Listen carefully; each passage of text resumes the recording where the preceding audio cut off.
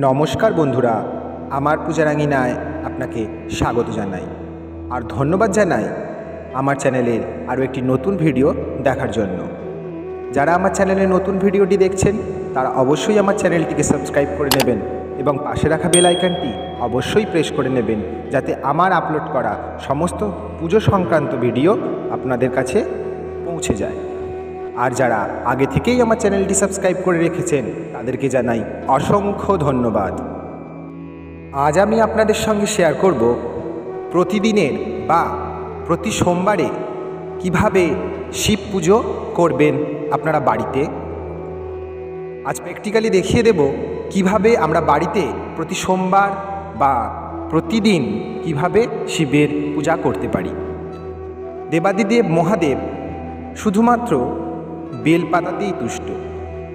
ওনার পুজোতে অনেক কিছু আয়োজন করতে লাগে না এবং বিশেষ কিছু মন্ত্রেরও প্রয়োজন হয় না। শুধুমাত্র অল্প কিছু আয়োজন এবং খুব সহজ কিছু মন্ত্রের দ্বারাই দেবাদিদেবকে সন্তুষ্ট করা যায়। বাড়িতে আমরা কিভাবে শিব পুজো করব, কি করব এবং কি করব না, সেই সমস্তই আজকে আমি আপনাদের এই ভিডিওতে দেখাবো। চলুন ভিডিওটি শুরু করা যাক।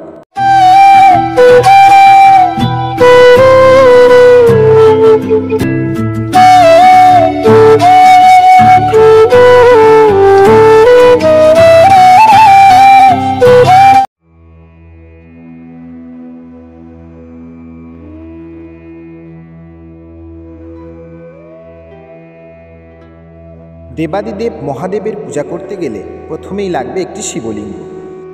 আর কী ধরনের শিবলিঙ্গ আমরা বাড়িতে রাখব সেটাই আজকে আমি আপনাদের বলে দেব।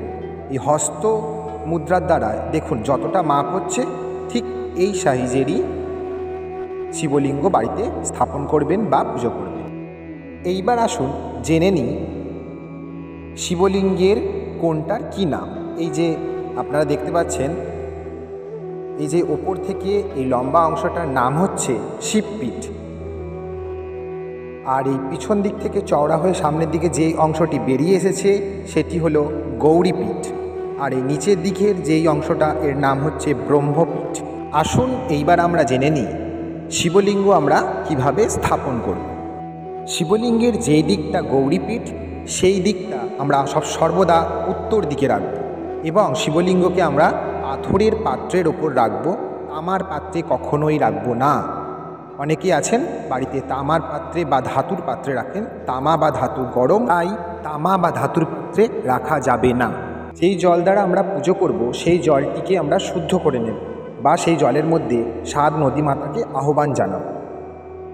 তাই এই যে হাতের মধ্যমা অঙ্গুলির দ্বারা জলটিকে স্পর্শ করব, যাতে নখ না স্পর্শ করে, আর স্পর্শ করে বলবো গঙ্গে চ যমুনে চৈব গোদাবরী সরস্বতী নর্মদা সিন্ধু কাবেরী সন্নিধিং জলহস্মিং কুরু।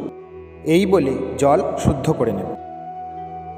এরপর যে পুষ্প দ্বারা আমরা পুজো করব সেই পুষ্প শুদ্ধিকরণ করে নেব। পুষ্পের শুদ্ধিকরণের আগে আমি একটু অগরু ছড়িয়ে নিলাম পুষ্পের ওপরে, তার উপর একটু চন্দন, সাদা চন্দন অবশ্যই, মহাদেবের পুজোয় সাদা চন্দন লাগে। এইভাবে হাত স্পর্শ করে বলতে হবে পুষ্পে পুষ্পে মহাপুষ্পে সুপুষ্পে পুষ্প সম্ভবে পুষ্পচয়া বকীর্ণে চ হুং ফট স্বাহা। এরপর যে জল আমরা শুদ্ধিকরণ করে রাখলাম সেই জল আচমন পত্রে ঢেলে নেব, কারণ আমরা আমাদের দেহ এবং মন শুদ্ধিকরণ করব। বাঁ হাতের তালুতে আচমন পাত্র থেকে জল নিয়ে মধ্যমা অঙ্গুলির দ্বারা মুখে ছিটিয়ে নিয়ে নমো বিষ্ণু নমো বিষ্ণু নমো বিষ্ণু 3 বার বলে ছিটিয়ে নিতে হবে এবং আবার আচমনপত্র থেকে জল নিয়ে হাতের তালুতে নিয়ে হাতটা ধুয়ে নিতে হবে।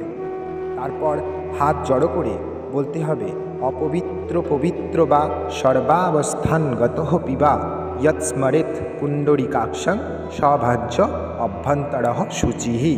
এরপর শিবলিঙ্গকে পঞ্চামৃত দ্বারা অভিষেক করাতে হবে। আমি আগে থেকেই পঞ্চামৃত তৈরি করে রেখেছি। এই পঞ্চামৃত তৈরি করতে লেগেছে দুধ, দই, ঘি মধু এবং চিনি, এই পঞ্চামৃত দ্বারা আমি অভিষেক করিয়ে নেব শিবলিঙ্গের। আপনারা প্রতিদিন তো আর পঞ্চামৃত তৈরি করা সম্ভব হবে না, তাই শুধু গঙ্গা জলের দ্বারা বা শুদ্ধ জল দ্বারাও আপনারা অভিষেক করিয়ে নিতে পারেন। অভিষেক করানোর মন্ত্র হল ওম ত্রয়ম্বকম যজামহে সুগন্ধিম পুষ্টিবর্ধনাং উর্বারুকমিব বন্দনান মৃত্যুর্মুক্ষ্যমৃতাৎ। ওম নমঃ শিবায়, ওম নমঃ শিবায়, ওম নমঃ শিবায়। এরপর শিবলিঙ্গে ঘি মাখিয়ে নিতে হবে। শিবলিঙ্গে ভালো করে ঘি মাখিয়ে নেব। শিবলিঙ্গে যত প্রতিদিন আপনারা ঘি মাখাবেন তত শিবলিঙ্গ উজ্জ্বল হবে। আর পুরাণে কথিত আছে যে বাড়িতে শিবলিঙ্গ উজ্জ্বল এবং চকচকে সেই বাড়ির সুখ সমৃদ্ধি ততই উজ্জ্বল এবং চকচকে। তাই আপনারা প্রতিদিন যদি পারেন তো প্রতিদিনই শিবলিঙ্গে ঘি মাখাবেন। তারপর শিবলিঙ্গে মধু মাখিয়ে নেবেন। প্রথমে ঘি, তারপর মধু মাখিয়ে নেব। দেখতেই পাচ্ছেন আমি প্রথমে ঘি মাখিয়ে নিয়েছি, এখন মধু মাখিয়ে নিচ্ছি। এরপর শিবলিঙ্গের পাশে একটি তামার পাত্র রাখবেন এবং আচমন পাত্র থেকে জল নিয়ে তার উপর একটি সাদা ফুল দিয়ে শ্রী শ্রী সূর্যদেবের উদ্দেশ্যে বলবেন জবাকুশমশঙ্কাশঙ্কশ্যপেয়ং মহাদ্যুতিম ধন্তারিং সর্বপাপঘ্ন প্রণৌতস্মি দিবাকরম বলে হাত জড়ো করে ওম সূর্যদেবায় নমঃ। এরপর শিবলিঙ্গ স্থাপন করব। একটি পূর্ণ বেলপাতা বা 3টি পত্র আছে এমন বেলপাতা, যেদিকটা চকচক করছে বেলপাতা সেই দিকটা ওপর দিকে রেখে শিবলিঙ্গটি তার উপর বসাবো। শিবলিঙ্গের গৌরীপীঠ অবশ্যই উত্তর দিকে থাকবে এবং শিব পুজো করতে হবে সর্বদা উত্তরমুখী হয়ে বসে। তাই আমি সেইভাবেই শিবলিঙ্গ স্থাপন করে নিলাম। এইবার চন্দন দ্বারা আমি তিলক অঙ্কন করে নেব। শিবলিঙ্গের শিবপীঠের অংশে আমি চন্দন দ্বারা অঙ্কন করে নিচ্ছি তিলক। এরপর আকন্দ ফুলের একটি মালা। আকন্দ ফুল দেবাদিদেব মহাদেবের খুবই প্রিয়, তাই আকন্দ ফুলের মালা পরিয়ে নিলাম। এবার একটি সম্পূর্ণ বেলপাতা, যাতে একটুও চেরাপাটা নেই সেরকম বেলপাতা নিয়ে তার মধ্যে 3টি পত্রের মধ্যে আমি ঘি এবং মধু মাখিয়ে নেব। ঘি এবং মধু মাখিয়ে নিচ্ছি। এরপর যে দিকটা বেলপাতার চকচকে দিক সেই দিকটা নিচের দিকে মানে শিবলিঙ্গের উপর ভাগে এইভাবে বসিয়ে দিতে হবে। এরপর একটি কলার খোসা ছাড়িয়ে কলাটি শিবলিঙ্গের ওপরে বেলপাতার ওপর বসিয়ে দেব। এরপর কিছু দূর্বা সেই কলার ওপরে দিয়ে দেব।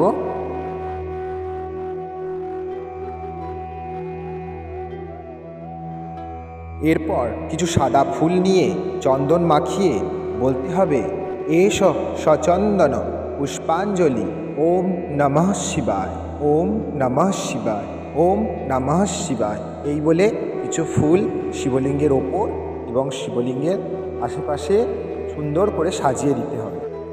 ফুলের সঙ্গে আপনারা শিবলিঙ্গে কিছু ফলও অর্পণ করতে পারেন, কিন্তু অবশ্যই মনে রাখবেন এই শিবলিঙ্গে স্পর্শ করানো কোনো ফল আপনারা খাবেন না।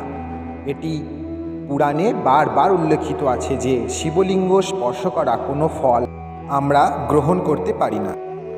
এইবার আমি একটি তামার পাত্রে জল নিয়ে তাতে কিছু সিদ্ধি মিশিয়ে শিবলিঙ্গের ওপর ঢালব এবং ওম নমঃ শিবায় মহামন্ত্র জপ করব, অথবা মৃত্যুঞ্জয় মহামন্ত্র জপ করতে পারেন। ওম ত্রয়ম্বকম যজামহে সুগন্ধিম পুষ্টিবর্ধনাং উর্বারুকবন্দনাৎ মৃত্যুর্মক্ষ্যমৃতাৎ। এরপর একটি ঘিয়ের প্রদীপ শিবলিঙ্গের বাম দিকে জ্বালিয়ে দেবেন। প্রদীপ এবং ধূপ, আমি প্রদীপ জ্বালিয়ে নিচ্ছি, এরপর ধূপ জ্বালিয়ে নেব।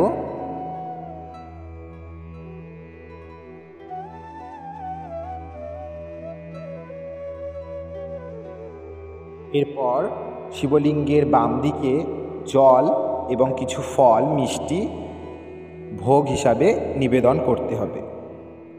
এরপর হাত জড়ো করে বলতে হবে, হে দেবাদিদেব মহাদেব, আমার দেওয়া ভোগ আপনি গ্রহণ করুন।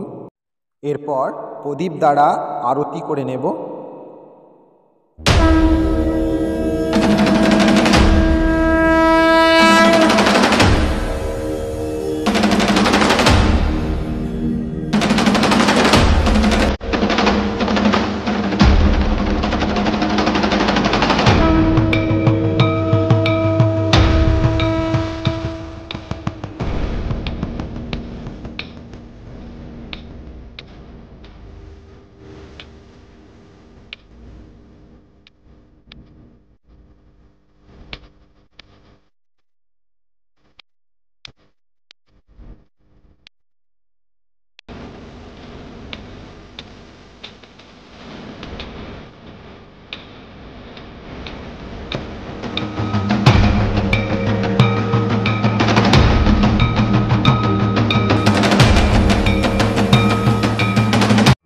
দেবাদিদেব মহাদেবের কাছে আপনার মনের সমস্ত আশা এবং আকাঙ্ক্ষা জানাবেন এবং সকলের মঙ্গল কামনা করে প্রণাম নিবেদন করবেন।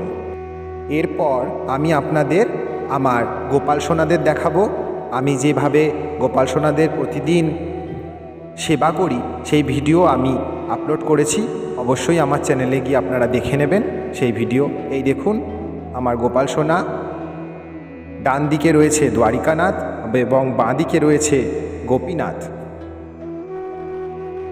গোপাল সোনাদের আমি সেবা দিয়েছি, ভোগ নিবেদন করেছি। তো বন্ধুরা, এই ছিল আমার আজকের নিবেদন। প্রথম থেকে শেষ পর্যন্ত ভিডিওটি দেখার জন্য অসংখ্য ধন্যবাদ। আশা করব ভিডিওটি আপনাদের ভালো লেগেছে। ভালো লাগলে অবশ্যই একটা লাইক করবেন এবং কমেন্ট করে জানাবেন ভিডিওটি কেমন লাগলো। এখনও পর্যন্ত যারা আমার চ্যানেলটিকে সাবস্ক্রাইব করে পারেননি তারা অবশ্যই আমার চ্যানেলটিকে সাবস্ক্রাইব করুন এবং পাশে রাখা বেল আইকনটি অবশ্যই প্রেস করুন, যাতে আমার পূজা সংক্রান্ত সমস্ত ভিডিও আপনারা দেখতে পান। সকলে ভালো থাকুন, সুস্থ থাকুন। ধন্যবাদ।